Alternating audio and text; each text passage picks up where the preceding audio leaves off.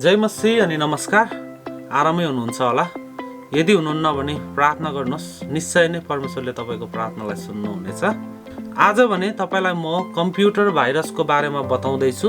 यदि तपाईँको कम्प्युटर पहिलेको भन्दा धेरै स्लो भएको छ भने अनि बेला बेलामा तपाईँको कम्प्युटर ह्याङ भइरहन्छ भने र तपाईँको कम्प्युटर टर्न अन चाहिँ हुन्छ तर भने जस्तो चल्दैन, त्यहाँनिर कुनै पनि काम गर्न सकिँदैन भने त्यो कम्प्युटर भाइरसको कारणले गर्दाखेरि भएको हुन सक्छ। अब त्यो भाइरसबाट बाँच्नको लागि यो भिडियोमा म तपाईलाई एउटा एकदमै बेस्ट अनि एफोर्डेबल एन्टिभाइरसको बारेमा बताउँदैछु। एन्टिभाइरसको बारेमा जान्दै गर्दाखेरि भाइरस कसरी कम्प्युटरमा प्रवेश गर्छ भन्ने बारेमा पनि थोरै जानेको राम्रो। मेन सोर्स अफ भाइरसेस र यसको मेन सोर्स चाहिँ के हो भन्दाखेरि पहिलो त इन्फेक्टेड पेन ड्राइभ अथवा हार्ड ड्राइभहरू। त्यही कारणले गर्दाखेरि कसैको पेन ड्राइभ अथवा हार्ड ड्राइभ चलाउँदाखेरि तपाईँले जहिले पनि एन्टिभाइरसले स्क्यान गरेर मात्रै चलाउनुपर्छ, जोसुकैको नचलाएकै राम्रो। र दोस्रोमा चाहिँ इमेल एट्याचमेन्ट हो। अनि जब तपाईँकोमा इमेल आउँछ त्यसको जुन एट्याचमेन्टहरू हुन्छ, जुनसुकै इमेललाई हामीले यदि त्यो चाहिँ सही इमेल होइन, त्यत्तिकै आएको इमेलहरू हो भने जुनसुकैलाई नखोलेको राम्रो।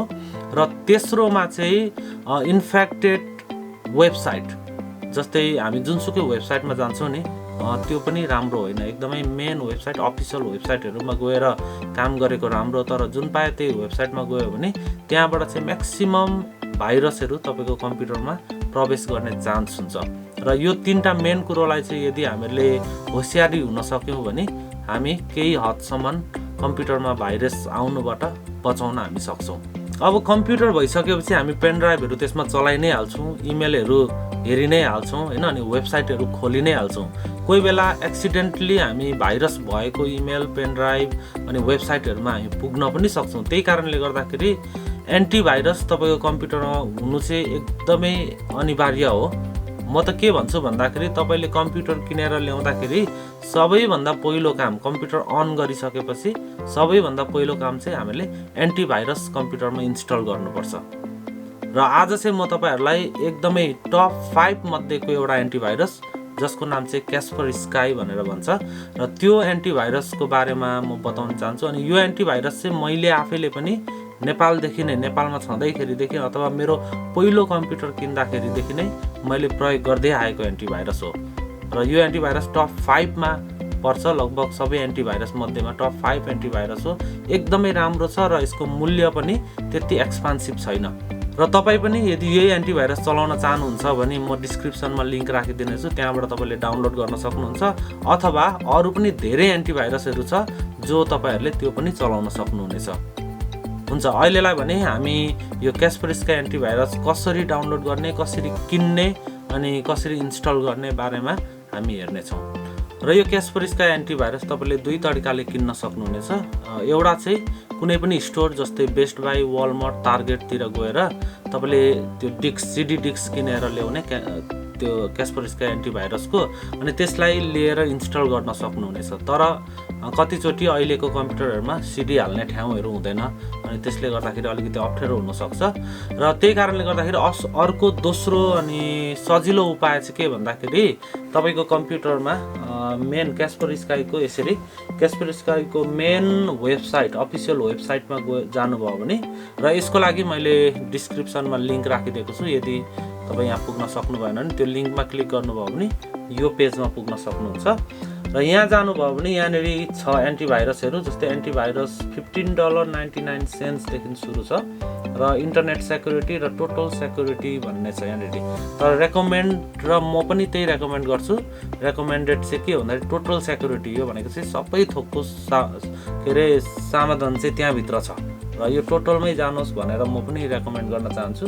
एन्टिभाइरस मात्रै गरे पनि हुन्छ, इन्टरनेट सेक्युरिटी गरे पनि हुन्छ, तर थोरै बढी मूल्य छ। तर यो टोटल सेक्युरिटीमै गएको चाहिँ धेरै राम्रो हो।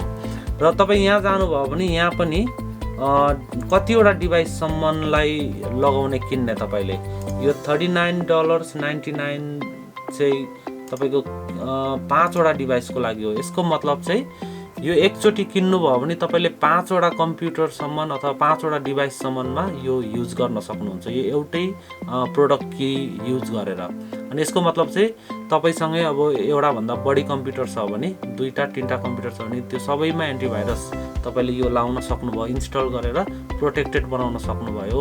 अनि उब्रेको 2टा तपाईले कसै साथीहरूलाई पनि दिन सक्नुहुन्छ अथवा आफन्तहरूलाई पनि दिन सक्नुहुन्छ, अथवा 2-4 जना मिलेर पनि यसलाई किन्न सकिन्छ। यसको मतलब चाहिँ 5 वटा डिभाइससम्म यो $39.99 मा किनेको जुन लाइसेन्स छ यो चाहिँ 5 वटा डिभाइससम्मलाई युज गर्न सकिन्छ।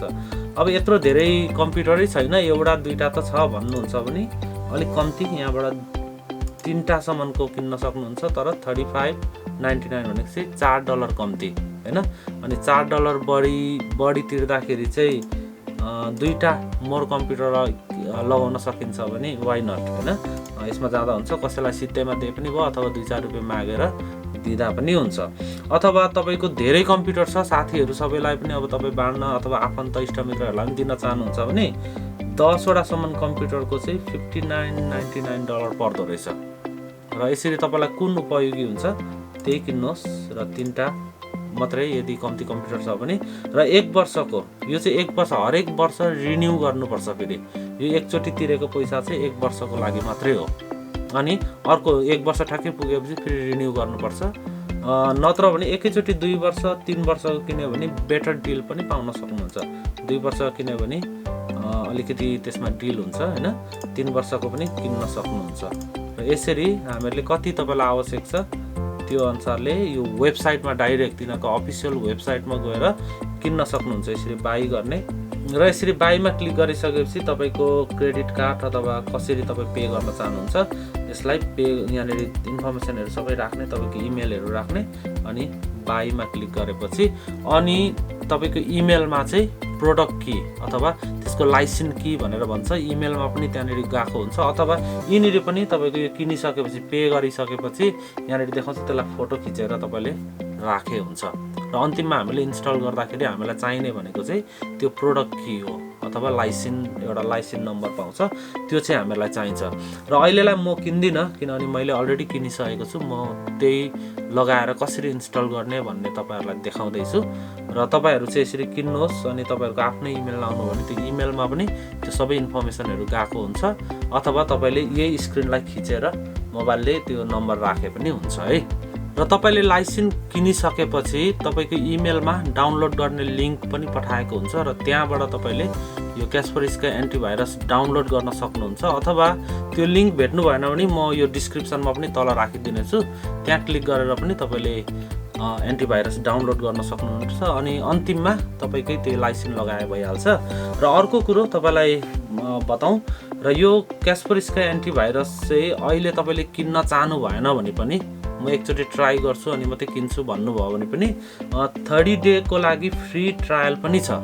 यहाँनिर यो लिंक मैले तल राखेको लिंकमा क्लिक गर्नुहोस्, त्यहाँ गएपछि तपाईँ यो पेजमा पुग्नुहुन्छ। र यो टोटल सेक्युरिटी Kaspersky को टोटल सेक्युरिटी 30 डेज को लागि फ्री ट्रायल छ। यहाँबाट ट्राई फ्री भनेर तपाईले फ्रीली 1 महिनाको लागि ट्राई गर्न सक्नुहुनेछ। र यहाँ गएर तपाईले तपाईको विन्डो कम्प्युटर हो भने विन्डोजमा गएर क्लिक गर्नुहोस्, यहाँ डाउनलोड नाउ, र तपाईको फ्री को लागि पनि तपाईको नाम, लास्ट नेम र इमेल चाहिँ लगाउनु पर्छ।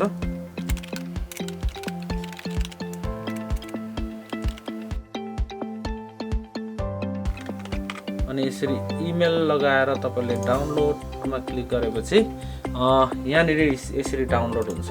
हेर्नुस् त सो फोल्डर, र यो डाउनलोड हुन्छ। र डाउनलोड भइसकेपछि तपाईले यहाँनिर डबल क्लिक गरेर तपाईको कम्प्युटरमा कन्टिन्यू यसरी डाउनलोड गरेर इन्स्टल गर्न सक्नुहुन्छ। इन्स्टल, यस, एकदम सिम्पल छ यो इन्स्टल गर्ने तरिका चाहिँ।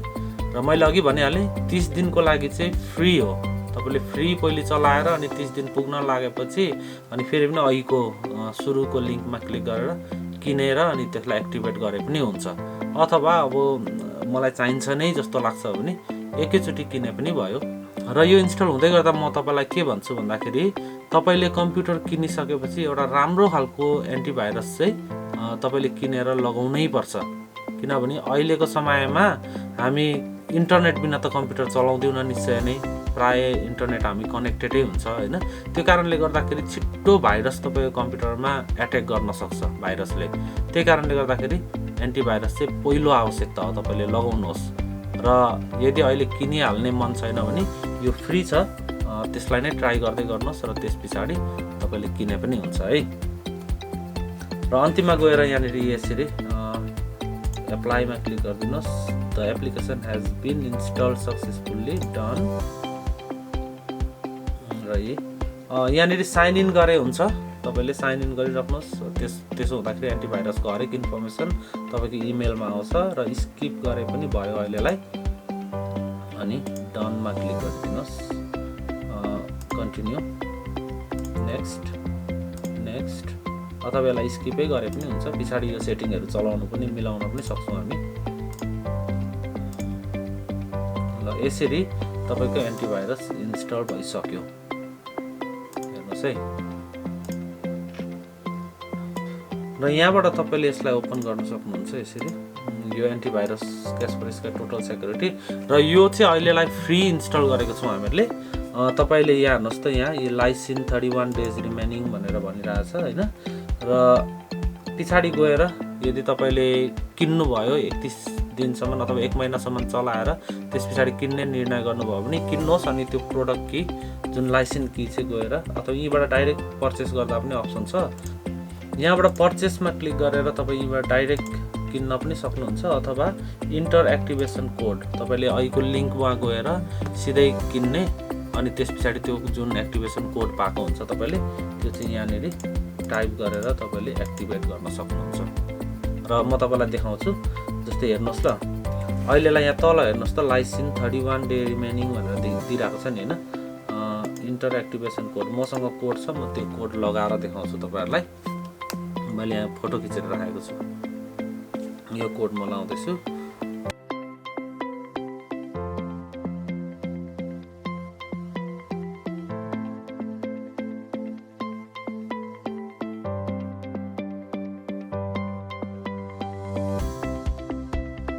र यसरी लगाइसकेपछि यहाँ एक्टिभेटमा क्लिक गर्ने हो, र यसरी हामीले एक्टिभेट गर्न सक्छौँ। अब हेर्नुहोस् त, यहाँ तल अघि 31 डेज रिमेनिङ थियो नि, अब कति आयो 360 डेज रिमेनिङ भनेपछि 1 वर्षको लागि तपाईले एन्टिभाइरस कम्प्युटरमा लगाइसक्नु भयो। र अब 1 वर्षसम्मलाई ढुक्क भाइरसले तपाईलाई एट्याक गर्न सक्दैन। अब हामीले जान्नुपर्ने एउटा कुरो चाहिँ के हो भन्दाखेरि, तपाईको कम्प्युटर अलरेडी नै स्लो भइसकेको छ, भाइरसले एट्याक गरिसकेको छ भने अझै पनि तपाईले इन्स्टल गर्न सक्नुहुन्छ एन्टिभाइरस। अनि त्यसले स्क्यान गरेर, यहाँ स्क्यान गर्ने अप्सन हुन्छ, र यहाँबाट स्क्यान गरेर यसरी स्क्यान गरेर फेरि पनि तपाईको कम्प्युटरलाई पहिलेको जस्तै राम्रो यो एन्टिभाइरसले बनाउन पनि सक्छ। तर यो चाहिँ वास्तवमा म चाहिँ के भन्छु भन्दाखेरि, तपाईको कम्प्युटर भाइरसले एट्याक गर्नुभन्दा अगाडि नै त्यसलाई प्रोटेक्ट गर्नुभयो एन्टिभाइरसले भने त्यो चाहिँ अझै राम्रो हो। किनभने भाइरस तपाईको कम्प्युटरमा पस्नै पाउँदैन नि त हैन। पसिसकेपछि कोही बेला टोटली यसले रिमुभ नगर्न पनि सक्छ, तर केही हदसम्म त राम्रो हुन्छ हैन। तर पनि त्यो भन्दा मेरो रेकमेन्ड चाहिँ के भन्दाखेरि, पहिले नै कम्प्युटरमा भाइरस पस्नुभन्दा अगाडि नै एन्टिभाइरस लगाउनु भयो भने चाहिँ अझै राम्रो। र अन्तिममा धन्यवाद दिन चाहन्छु यसरी यो भिडियोलाई अन्तिमसम्म हेरिदिनु भएको लागि।